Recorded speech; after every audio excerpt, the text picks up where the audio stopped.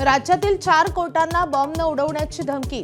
मुंबईतील किला court, Vandre court आणि अंधेरीतील कोर्टाला मेल, तर नागपूरमधील जिल्हा सत्र न्यायालयालाही बॉम्ब उडवण्याची धमकी। भावाला फायदा होऊ नये म्हणून एकनाथ शिंदेंनी राजीनामा द्यावा। ठाकरेंच्या शिवसेनेच्या सुषमा अंधारेंची मागणी। आमचे खासदार संसदेत हा मुद्दा उपस्थित करत शहांना भेटणार, अंधारेंची माहिती। धनंजय मुंडेंना मंत्रिमंडळात घेतलं तर बीडला जाऊन उपोषण करू, सुप्रिया सुळेंचा इशारा। शरद पवारांच्या पक्षानं सत्ताधाऱ्यांना निरोप दिल्याची माहिती। माणिकराव कोकाटेंच्या राजीनाम्याबाबत अजित पवारांकडून वेट अँड वॉचची भूमिका। हायकोर्टाचा निर्णय आल्यावरच निर्णय, दिलासा न मिळाल्यास कोकाटेंचा राजीनामा मुख्यमंत्र्यांकडे पाठवणार। भाजपा आणि शिंदे सेनेच्या बैठकीला आजही निमंत्रण नाही। जागा वाटपासंदर्भात राष्ट्रवादीचे नेते महायुतीच्या वरिष्ठांशी चर्चा करणार। मलिकांना विरोध असल्यास ज्येष्ठ नेते चर्चेला जाणार।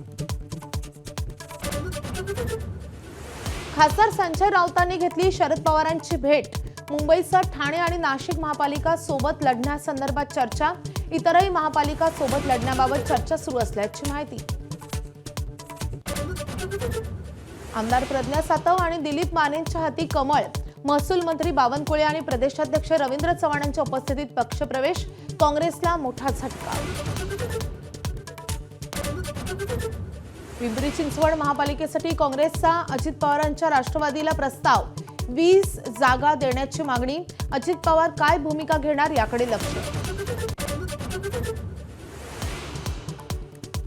नाशिकच्या तपोवनमधील वृक्षतोडी प्रकरणी मुंबई हायकोर्टाचे राज्य सरकार, नाशिक महापालिका आणि ट्री अथॉरिटीला नोटीस, उत्तर दाखल करण्याचे आदेश।